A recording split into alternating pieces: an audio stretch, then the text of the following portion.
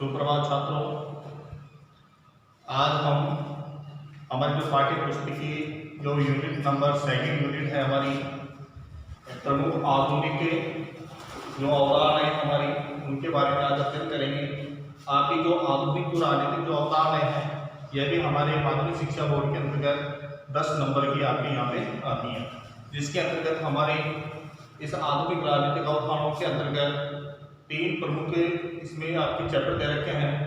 इसमें पहला है आपका राजनीतिक समाजीकरण, दूसरा है आपका राजनीतिक संस्कृति और तीसरा है आपकी राजनीतिक सहभागिता। तो आज हम अपनी इस वीडियो के अंतर्गत राजनीतिक समाजीकरण वाला जो चैप्टर है उसके बारे में अध्ययन करेंगे। ठीक है, तो पहले हम देखते हैं कि राजनीतिक समाजीकरण है क्या। देखिए, नाम से ही पता चल रहा था समाज के अंतर्गत अपने जितने भी जो वैल्यूज हैं, रीति रिवाज हैं, उन सबका एक पीढ़ी से दूसरी पीढ़ी में जो स्थानांतरित किया जाता है वही क्या कहलाता है, हमारा समाजीकरण कहलाता है। अब बात हम ये करते हैं कि जो आधुनिक राजनीति है, आधुनिक राजनीतिक जो अवधारणा है वो अस्तित्व में कब आई। तो आधुनिक राजनीतिक जो अवधारणा है वो अस्तित्व में आई कब? द्वितीय वर्ल्ड वॉर के बाद। कब? द्वितीय विश्व युद्ध के बाद। और जो द्वितीय विश्व युद्ध था वो कब लड़ा गया था?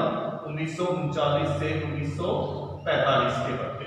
ठीक है, तो द्वितीय विश्व युद्ध के बाद जो व्यवस्थाएं अस्तित्व में आई उन व्यवस्थाओं को आधुनिक राजनीतिक अवधारणाओं कहा जाता है। अब ये जो व्यवस्थाएं थी वो कौन कौन सी थी, जिसके अंतर्गत आती है आपके जैसे राजनीतिक संस्कृति है, राजनीतिक सहभागिता है, राजनीतिक विकास है, ठीक है, राजनीतिक समाजीकरण है। तो ये जो संपूर्ण जो व्यवस्थाएं हैं वो कब अस्तित्व में आई?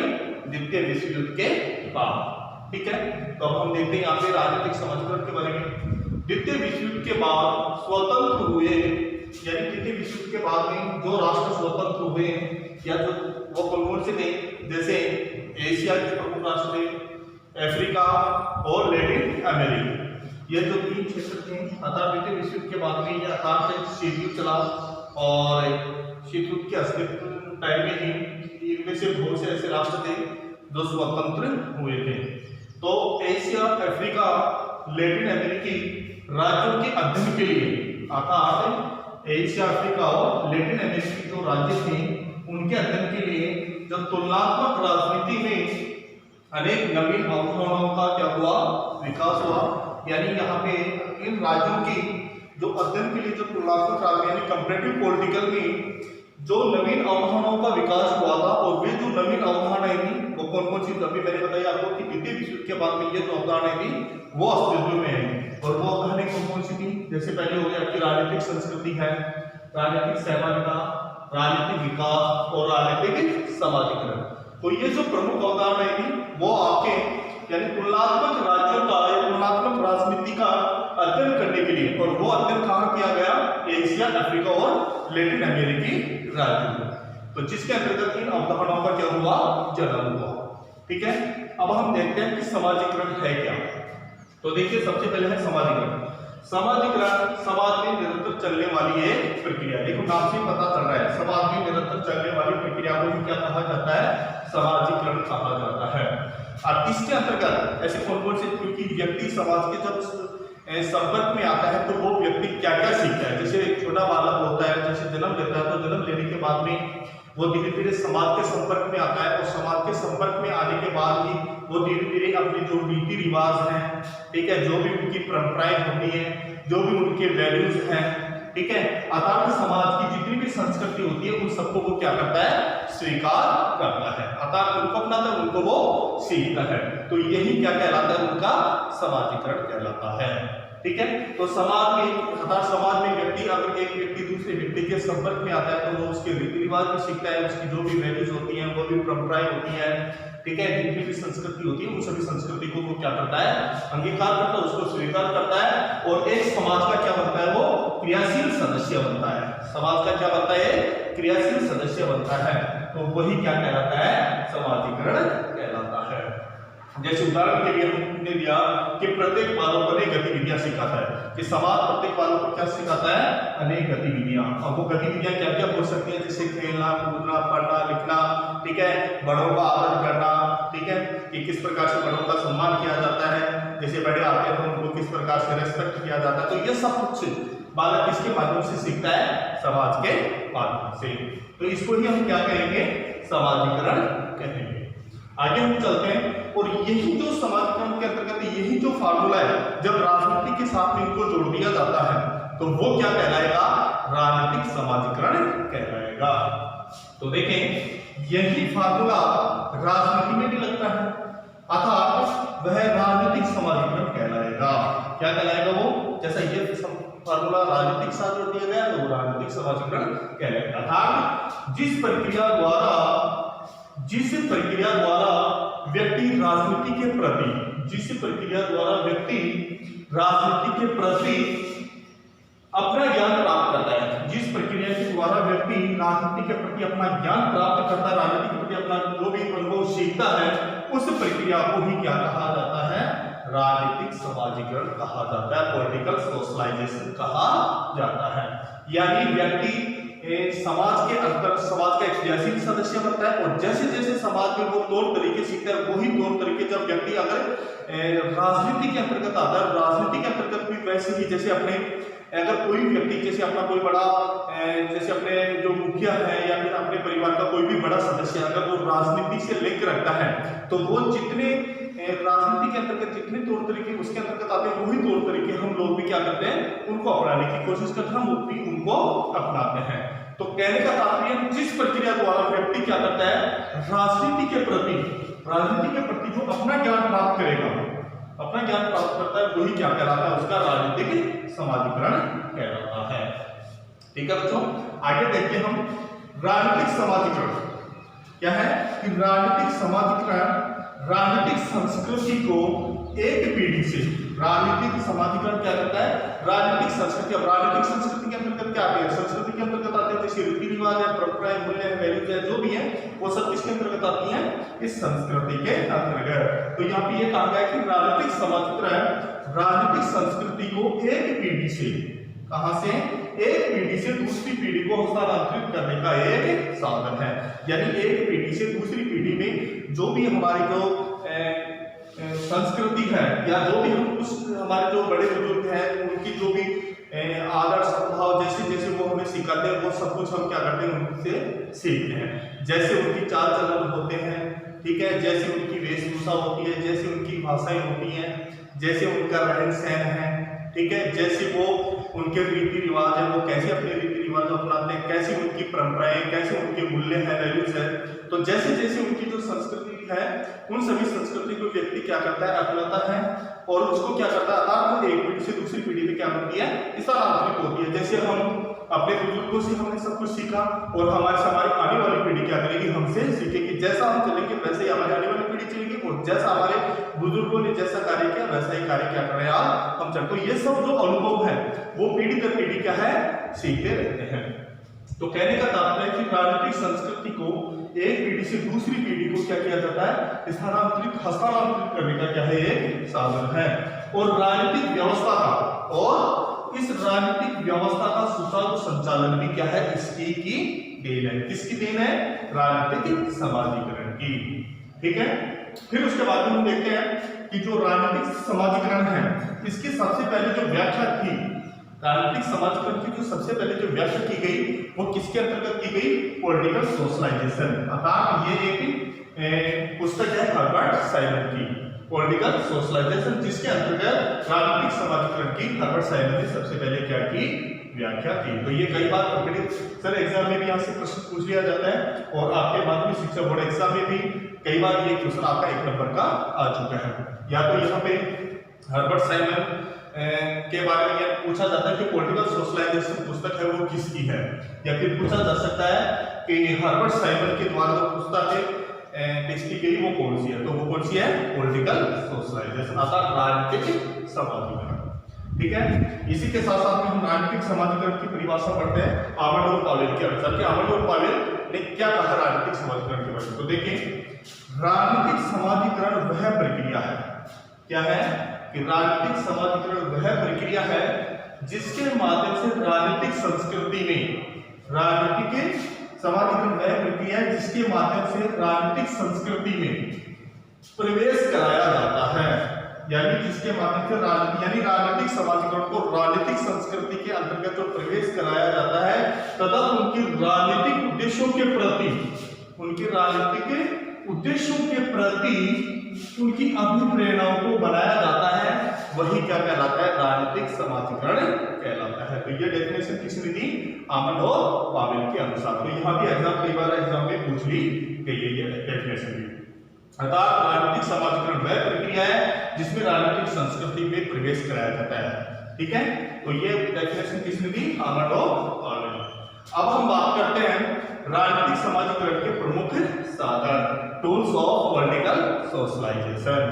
ठीक है, अब राजनीतिक समाजीकरण के जो प्रमुख साधन हैं वो कौन कौन से हैं, तो यहाँ पे आपके सिलेबस में राजनीतिक समाजीकरण के 5 प्रमुख साधन दे रखे हैं और यहाँ से भी आपके 4 नंबर का कई बार एग्जाम में क्वेश्चन बन चुका है। तो पहले हम बात करते हैं राजनीतिक समाजीकरण के प्रमुख साधन कौन कौन से हैं, जिसमें आपका सबसे पहले है परिवार। ठीक है, यानी समाजीकरण का जो शुरुआत होती है, राजनीतिक की सबसे पहले जो शुरुआत होती है वो कहाँ से होती है, परिवार से, क्योंकि परिवार से ही बच्चा क्या करता है, सब कुछ सीखता है। फिर उसके बाद में परिवार के बाद में जो भी बालक सब जो कुछ भी सीखता है अपने परिवार से, उसके बाद में जो उनके विषय में या उनकी मानसिकता में जो भी दृढ़ता आती है, वो दृढ़ता कहाँ आती है, शिक्षण संस्था से, अर्थात स्कूल से। ठीक है, तो बालक क्या करेगा, परिवार से सब कुछ सीखेगा, उसके बाद उसकी जो दृढ़ता आती है वो कहाँ आती है, शिक्षण संस्थाओं में। फिर उसके बाद में धीरे धीरे वो क्या करता है, राजनीतिक दलों के संपर्क में आता है। तो राजनीतिक दल भी एक राजनीतिक समाजीकरण का क्या है, प्रमुख साधन है। फिर उसके बाद में हम राजनीतिक समाजीकरण के अगर हम उदाहरण देंगे तो राष्ट्रीय प्रतीक, जितने भी राष्ट्रीय प्रतीक हैं उनमें भी हमारे राजनीतिक समाजीकरण की झलक देखने को मिलती है।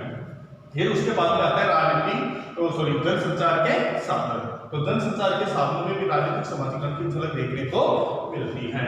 तो ये है हमारे राजनीतिक समाजीकरण के प्रमुख साधन, तो जिसमें सबसे पहले है आपका परिवार। ठीक है, तो हम देखते हैं परिवार है। देखिए, परिवार प्रथम पाठशाला है। परिवार क्या है, प्रथम पाठशाला, क्योंकि बालक जन्म लेने के बाद में जो कुछ भी सीखता है, जैसे बोलना, चलना, खेलना, कूदना, ठीक है, जो कुछ भी सीखता है वो कहाँ से सीखता है, अपने परिवार से ही। इसलिए बालक की प्रथम पाठशाला किसे माना गया है, परिवार को ही माना गया है। फिर उसके बाद में है बालक रीति रिवाज सीखता है। बालक रीति रिवाज कहाँ सीखेगा, अपने परिवार से। ठीक है, माता पिता की आज्ञा से सत्ता का बोध होता है। ठीक है, तो यहाँ पे माता पिता की आज्ञा से, अर्थात तो माता पिता जो भी कहेंगे बालक उनकी बातों का क्या करता है, अनुकरण करता है, उनसे वो सीखता है और उनका कहना मानता है। तो उनकी सत्ता का बोध किनके द्वारा हो रहा है, उनके माता पिता के द्वारा। ठीक है, मांगे बनवाने के लिए अब बच्चा क्या करता है, मांगे बनवाने के लिए बहुत से दबाव बनाते हैं, अर्थात दबाव सुनकर जैसे तौर तरीके भी सीखता है। जैसे मान लो किसी भी मुझे पेंसिल लाना है या मुझे जैसे चॉकलेट खरीदनी है मार्केट से, तो मुझे 2 रुपये चाहिए, मुझे 5 रुपये चाहिए, तो ये सब कुछ क्या करता है वो, जब तक नहीं देंगे तो वो रूठ के बैठ जाएगा, मैं स्कूल नहीं जाऊंगा। अब स्कूल जाएंगे तो स्कूल जाने के बहाने घर वाले क्या करेंगे, या तो 5 रुपये देंगे या 2 रुपये देंगे, जो भी देंगे उससे हम चॉकलेट खरीदेंगे। तो इस प्रकार के तौर तरीके भी बच्चा कहाँ सीखता है, अपने परिवार से। तो ये एक जो परिवार है वो भी एक राजनीतिक समाजीकरण का प्रमुख क्या है, हिस्सा है। फिर उसके बाद हम बात करते हैं प्रमुख शिक्षण संस्थाओं की। ठीक है, तो शिक्षण संस्था के अंतर्गत आते हैं, जैसे देखिए परिवार से सीखे हुए अनुभवों में दृढ़ता आती है, यानी बालक जितने भी जो कुछ भी अपने परिवार से सीखता है, उनके सीखने के बाद में जैसे बच्चा विद्यालय या शिक्षण संस्था में जाता है तो वहां उनकी सीखी हुई कार्य में धीरे धीरे क्या आती है, दृढ़ता आती है, उनके अनुभव में दृढ़ता आती है। फिर है विविधता व विरोधों के साथ सामंजस्य, विविधता व विरोधों के साथ सामंजस्य समायोजन सीखता है। जैसे उनके साथ में अगर कोई भी विविधता, जैसे मानो अगर एक के साथ दूसरे के साथ किसी प्रकार का अगर वो तालमेल बिठाने की कोशिश करता है तो वो तालमेल बैठने का कार्यक्रम में वो भी वहां से सीखता है। इसके साथ साथ में जो भी विरोध, अर्थात उनके खिलाफ अगर कोई भी विरोधी है या उनके खिलाफ कोई भी आलोचना करता है तो वो उनके विरोधों का डटकर मुकाबला करने की भी कोशिश करता है। तो ये सब वो कहाँ पे सीखता है, प्रमुख शिक्षण संस्थाओं। तो धीरे धीरे कहता ताकि उनकी विविधता और विरोधों में भी क्या आती है, उनके समायोजन करने की उनके अंतर्गत वो कैपेसिटी उसके अंतर्गत उजागर होती है। फिर बात करते हैं हम शिक्षा जितनी व्यापक होगी शिक्षा अर्थात शिक्षण संस्थाओं में शिक्षा दी जाती है, शिक्षा जितनी व्यापक होगी उतनी ही अधिक रुचि उसकी किसमें होती जाएगी, राजनीति में होती जाएगी, अर्थात उतनी ही रुचि उसकी किसमें होगी, राजनीति में होगी। ठीक है, और शिक्षक का आचरण विचारधारा से प्रभावित होता है।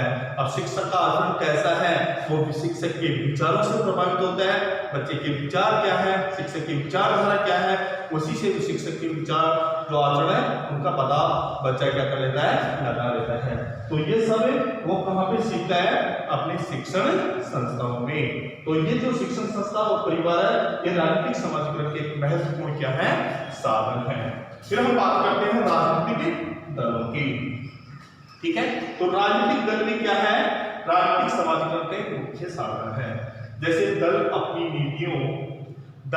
जो भी नीतियां होती है, जो भी उनके विचारधारा है, उनके साथ अनेक कार्यक्रमों के माध्यम से समाजीकरण के महत्वपूर्ण कार्य करते हैं। देखिए दल हैं जो भी अपनी नीतियां, यानी दल क्या करते हैं, पहले सबसे पहले अपनी प्लानिंग करते हैं, अपनी नीतियां बनाते हैं, और उनकी जो भी विचारधारा होती है उन सब विचारधाराओं के साथ जो भी कार्यक्रम उनके बनाए जाते हैं, ये सब जो कार्यक्रम है उन सब में किसका हिस्सा माना जाता है, राजनीतिक समाजीकरण का। ठीक है, तो राजनीतिक समाजीकरण भी राजनीतिक दलों के अंतर्गत भी अपना महत्वपूर्ण कार्य करती है। इसी प्रकार से बात करते हैं लोकतांत्रिक देशों की। जो भी लोकतांत्रिक देश है, साम्यवादी राज्य है, उनमें भी राजनीतिक दलों की भूमिका क्या होती है, अलग अलग होती है। जैसे लोकतांत्रिक देश होते हैं तो वहां पे राजनीतिक दलों की भूमिका अलग होती है, जबकि साम्यवादी राष्ट्र है वहां पे राजनीतिक दलों की भूमिका अलग होती है। तो यहाँ पे राजनीतिक समाजीकरण की झलक वो देखने को मिलती है। फिर हम बात करते हैं किसकी, राष्ट्रीय प्रतीक की। तो हमने अभी बताया कि राष्ट्रीय प्रतीक के अंतर्गत संपूर्ण जो समाज है वो किसी, जैसे हम हैं, जैसे हमारी सेना की जो परेड होती है, या हमारी जो सीमा के ऊपर जो भी हमारे जवान है वो हमारी रक्षा कर रहे हैं, तो उनके द्वारा जो हमारी रक्षा की जा रही है, तो वो भी एक क्या है, हमारा समाजीकरण। तो देखें जैसे राष्ट्रीय ध्वज है, क्योंकि राष्ट्रीय ध्वज का हम सभी क्या करते हैं, उसका सम्मान करते हैं, चाहे छोटा हो चाहे बड़ा हो, चाहे कोई भी राजनीतिज्ञ हो, ठीक है, चाहे अमीर हो चाहे गरीब हो, सभी लोग क्या करते हैं, हमारे राष्ट्रीय ध्वज की क्या करते हैं, उनका सम्मान करते हैं, उनका आदर करते हैं। तो यहाँ पे भी क्या दिखाई दे रहा है, एक समाजीकरण की झलक दिखाई दे रही है। फिर हम बात करते हैं राष्ट्रीय गीत है, ठीक है, राष्ट्रगान है, फिर है सेना की परेड। आपने 26 जनवरी और 15 अगस्त गणतंत्र जो भी आपने देखा, वहां पे सेना की जो परेड देखी, किस प्रकार से एक साथ सभी जवान हैं वो किस प्रकार से एक साथ अपने हाथों का, ठीक है, एक साथ अपने पांव को किस प्रकार से वो चलाते हैं। देखें तो वहां पर भी जो झलक दिखाई देती है वो झलक भी किसकी है, हमारे राजनीतिक समाजीकरण की।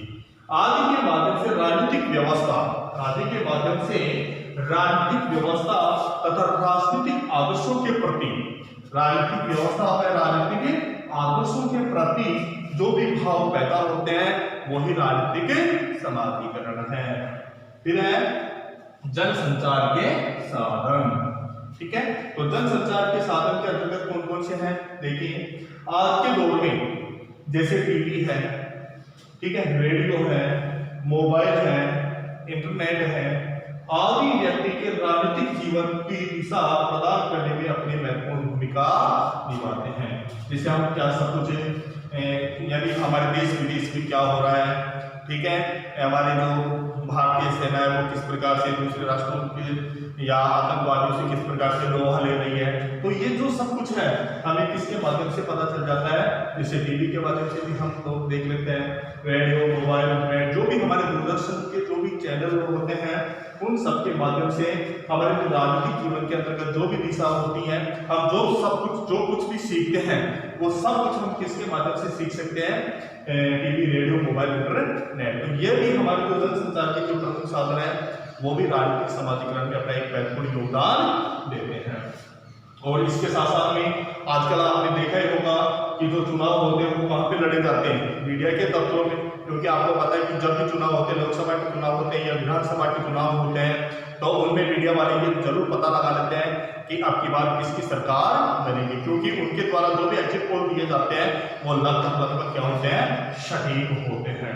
ठीक है, तो इसलिए ये कहा जाता है कि आजकल जो चुनाव होते हैं वो कहाँ लड़े जाते हैं, मीडिया के तत्वों में। ठीक है, और इनके जो कार्यक्रम है वो सब किसको प्रभावित करते हैं, जनमत को प्रभावित करते हैं। तो जन संचार के साधन है या फिर हमें राजनीतिक समाजीकरण की तरफ देखने को मिलती है। तो यह हमारा छोटा सा लेसन था राजनीतिक समाजीकरण, जिसके अंतर्गत कई बार हमारे यहाँ 4 नंबर का या फिर 1 नंबर का हमारे यहाँ से एग्जाम में क्वेश्चन पुटअप होता है। ठीक है, अब आगे हमें अपना तो अगला जो चैप्टर होगा राजनीतिक समाजीकरण के बाद में हमारा चैप्टर होगा राजनीतिक संस्कृति, फिर उसके बाद में हम पढ़ेंगे राजनीतिक सहभागिता। तो अगले वीडियो में हम राजनीतिक संस्कृति के बारे में अध्ययन करेंगे। ठीक है, धन्यवाद।